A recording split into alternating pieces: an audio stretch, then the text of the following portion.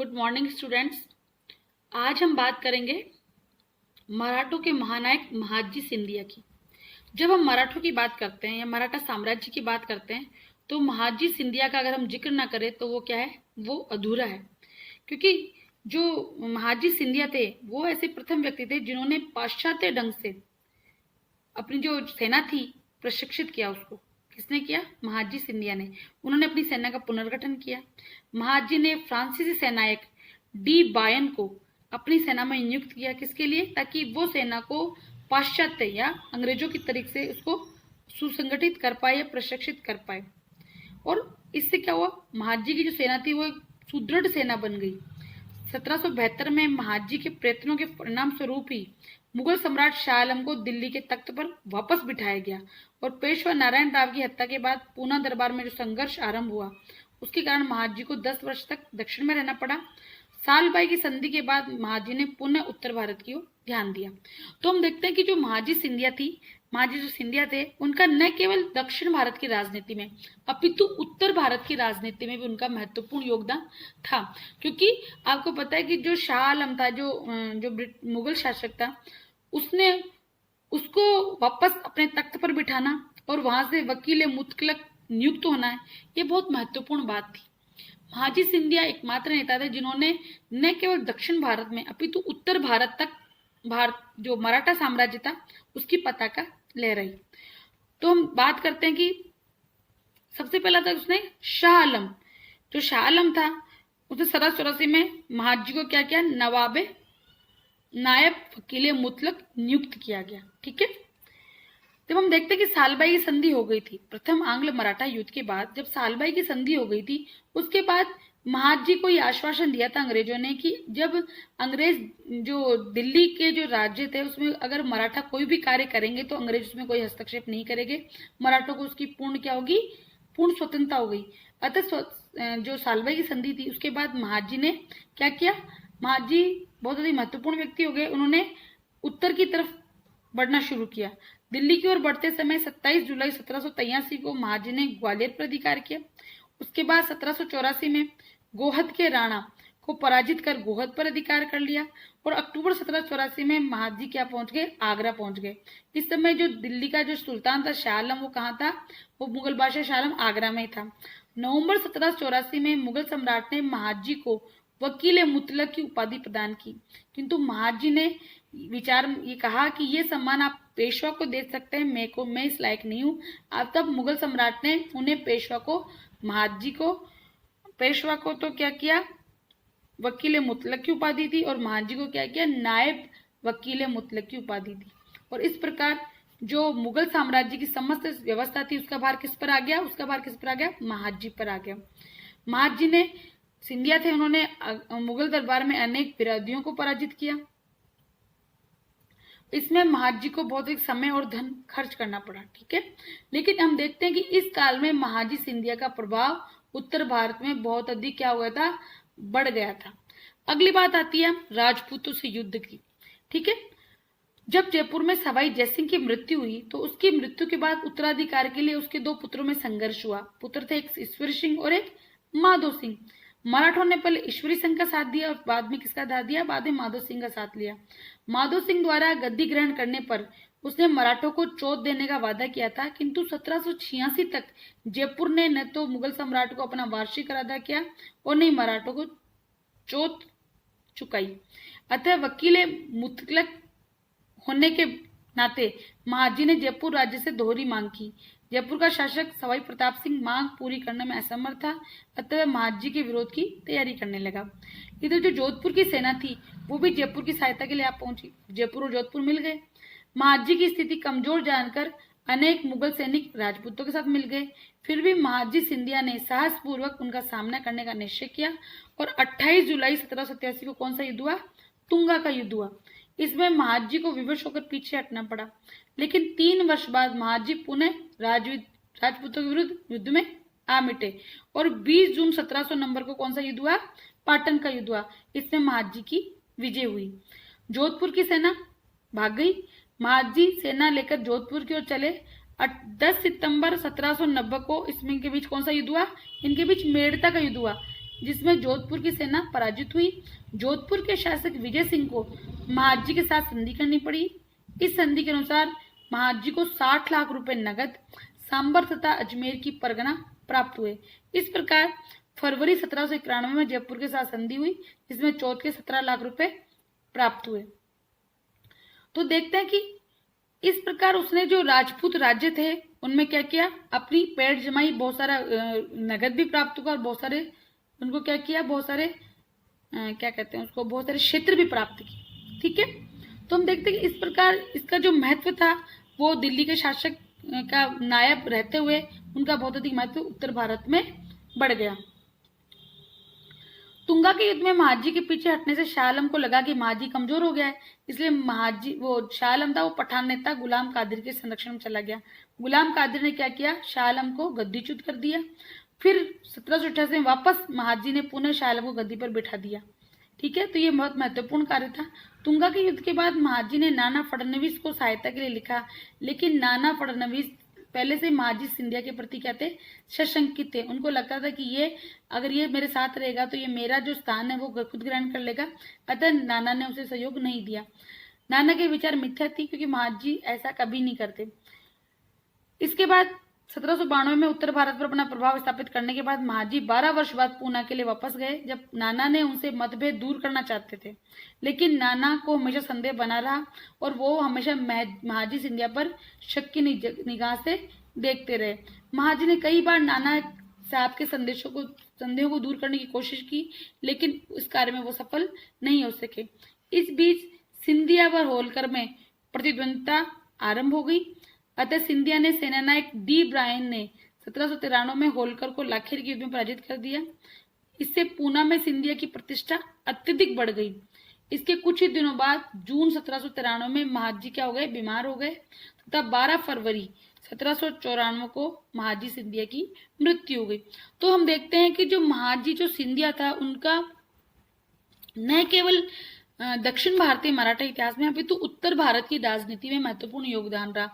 जब शाह आलम एक कमजोर शासक था, उस काल में मुगल दरबार के षड्यंत्रों को रोकने में या उनको नष्ट करने में महाजी सिंधिया का महत्वपूर्ण योगदान रहा। जो उनके जो पद पर रहते हुए जो उन्होंने दिया गया था महाजी को वकील मुतलक का, उस पद पर रहते हुए उन्होंने दिल्ली सरकार की तरफ से राजपूतों पर भी बहुत अधिक प्रभाव जमाए रखा, उनसे बहुत अधिक मात्रा में कर भी लिया, बहुत अधिक जमीनों पर कब्जा भी किया। इससे क्या हुआ, इससे मराठा जो परचम था वो उत्तर भारत में भी लहराया।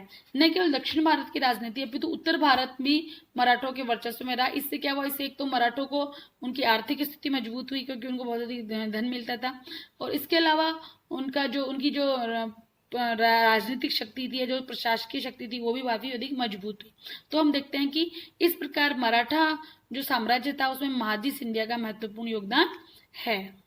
अब हम बात करेंगे नाना फडणवीस की।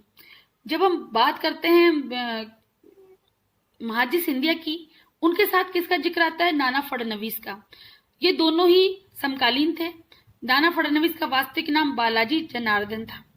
ठीक है, जब हम देखते हैं कि जब पेशवा पद जिस समय पेशवा दुर्बल होने लगे थे, पेशवा माधवराव प्रथम ने नाना को फडणवीस के पद पर नियुक्त किया था और वित्तीय प्रबंध के लिए उत्तरदायी होने का नाना का महत्व बहुत अधिक बढ़ गया था। ठीक है, जब पेशवा नारायण राव की मृत्यु हुई थी, उसके बाद जब राघोबा के विरुद्ध संघर्ष छिड़ा था, ये जब हम बात करते हैं कि जब द्वितीय आंग्ल मराठा युद्ध की जब परिस्थितियां बन रही थी, उस काल में नाना फडणवीस उभर कर सामने आए थे।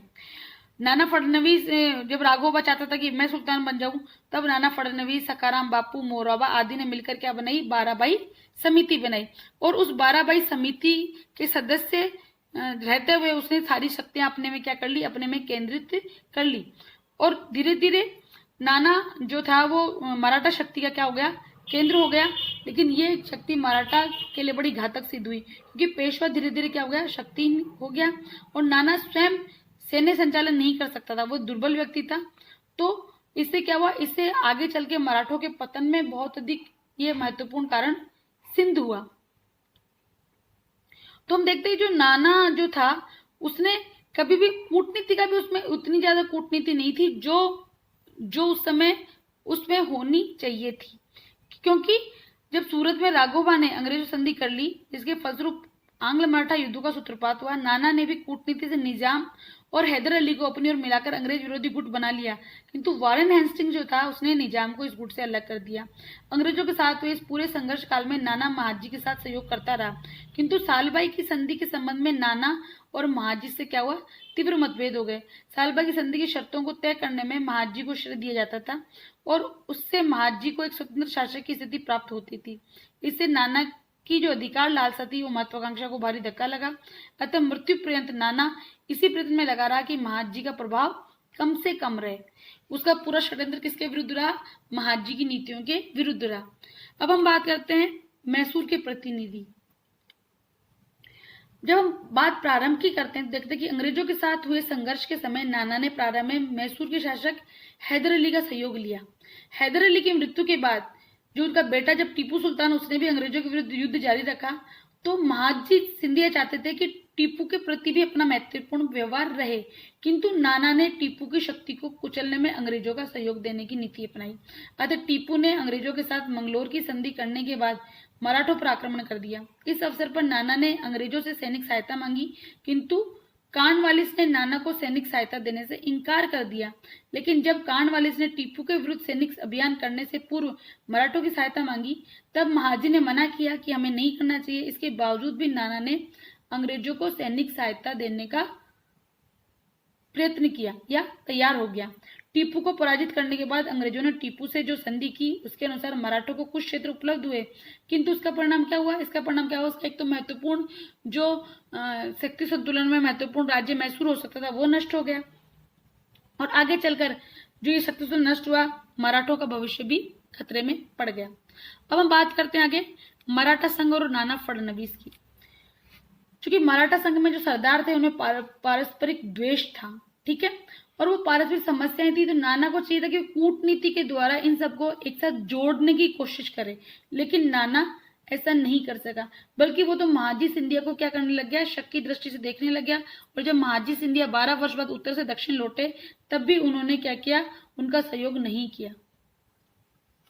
जब नाना ने कार्नवालिस से सैनिक सहायता की मांग की थी, तब कार्नवालिस ने इसका विरोध किया था, मना कर दिया था, और जब कार्नवालिस ने नाना से सहायता की मांग की तो नाना ने उसको हाँ कर दी। तो इससे भी क्या हुआ, दोनों के अंदर क्या हुआ, नाना और जो महाजी सिंधिया थे उनमें विरोध उत्पन्न हो गया। इसी प्रकार नाना राघोबा के साथ भी कोई समझौता करना नहीं चाहता था, जबकि अगर वो राघोबा से कोई समझौता हो जाता तो हो सकता है कि वो उसकी शरण में नहीं जाता अंग्रेजों की में, और जो द्वितीय जो आंग्ल मराठा युद्ध हुआ वो होते होते बच जाता। तो इस प्रकार हम देखते हैं कि जो मराठा संघ था उसमें जो नाना फडणवीस थी, वो उसने उस कूटनीति से काम नहीं लिया जो कूटनीति उसको चाहिए थी। इस नीति के कारण विभिन्न मराठा सरदार पेशवा के नियंत्रण से धीरे धीरे मुक्त होने लग गए और मराठा संघ की एकता क्या हुई, नष्ट हो गई। अब हम बात करते हैं आगे पेशवा पद और नाना फडणवीस की। जो पेशवा था कौन सा, माधवराव द्वितीय, उसका जो पालन था वो नाना की देखरेख में हुआ था, किंतु नाना ने कभी भी उसको प्रशिक्षित करने का प्रयत्न नहीं किया। उसको न तो सैनिक शिक्षा दिलवाई ढंग से, न उसकी प्रशासनिक शिक्षा दिलाई, क्योंकि नाना को लगता था कि अगर ये सबल हो जाएगा तो उसका जो पद है वो खतरे में पड़ जाएगा। इसी कारण उसने जो पेशवा पद था उसको योग्य नहीं बनाया और सारी सत्ता किसके पास रखी, अपने पास रखी। और ये क्या हुआ, इससे पेशवा पद जब अयोग्य हुआ तो क्या हुआ, सारी जो मराठा शक्ति थी वही उस अयोग्यता के कारण क्या हुई, छिन्न भिन्न हो गई। अब हम बात करते हैं उसकी अंग्रेजों के प्रति नीति की। सालबाई की संधि के पूर्व नाना का रुख क्या था, अंग्रेज विरोधी था, किंतु सालबाई की संधि के बाद मराठा संघ में अपने प्रभाव को बनाए रखने के लिए उसने क्या किया, अंग्रेजों से मैत्री करना चालू कर दिया। मराठा महाजी जो थे वो मराठों के प्रभाव को उत्तर भारत में फैलाना चाहता था, जबकि नाना चाहते थे कि वो दक्षिण भारत तक सीमित रहे। नाना ने अंग्रेजों को टीपू के विरुद्ध सैनिक सहायता दी थी। इससे क्या हुआ, इससे मराठे तो क्या हुआ, उनको थोड़ा क्षेत्र मिल गया, लेकिन जो वो टीपू सुल्तान तो पराजित हुआ और मैसूर राज्य नष्ट हो गया। तो इस प्रकार हम देखते हैं कि जो शक्ति संतुलन वो बिगड़ गया। 1796 में जब पुनः फडणवीस पद पर नियुक्त हुआ, तब भी उसने इस बात का प्रयत्न किया कि अंग्रेज और निजाम उसके पद की सुरक्षा की गारंटी दे। इस प्रकार सालबाई की संधि के बाद उसका दृष्टिकोण बदल गया और वो धीरे धीरे क्या गया, अंग्रेजों को अपनी मित्रता करना चाहता था, ताकि उसका अपने पद का प्रभाव वो मराठा साम्राज्य पे बनाए रख सके। लेकिन इससे क्या हुआ, इन सब के वो, चूंकि उसने जो स्वार्थी नीति अपनाई, वो सिर्फ अपने पद के बारे में सोचता था, सिर्फ वो अपने लिए सोचता था, उसने कभी मराठा राज्य के लिए नहीं सोचा। इसका दुष्परिणाम मराठा संघ को भुगतना पड़ा और धीरे धीरे क्या हुआ, मराठा प्रशासन पतन की ओर अग्रसर हो गया। अगर वो चाहता, अगर वो मराठा साम्राज्य की बचाने की कोशिश करता, तो जो पेशवा पद पर माधवराव द्वितीय थे उनको वो तैयार करता, उनको प्रशिक्षित करता, उनको कूटनीतिक करता, और जो बाकी के जो मराठा संघ के जो अन्य सरदार थे, जो भोसले थे, जो होलकर थे, जो गायकवाड़ थे, उनको भी मराठा संघ में बनाए रखने की कोशिश करता। लेकिन उसने ऐसा नहीं किया। उसने सिर्फ अपना प्रभाव जमाने के लिए न केवल बाकी सरदारों को या उनके जो योग्यता को उसको नकारा, अपितु अपने प्रभुत्व बनाए रखने के लिए उसने अंग्रेजों से मित्रता करनी शुरू कर दी।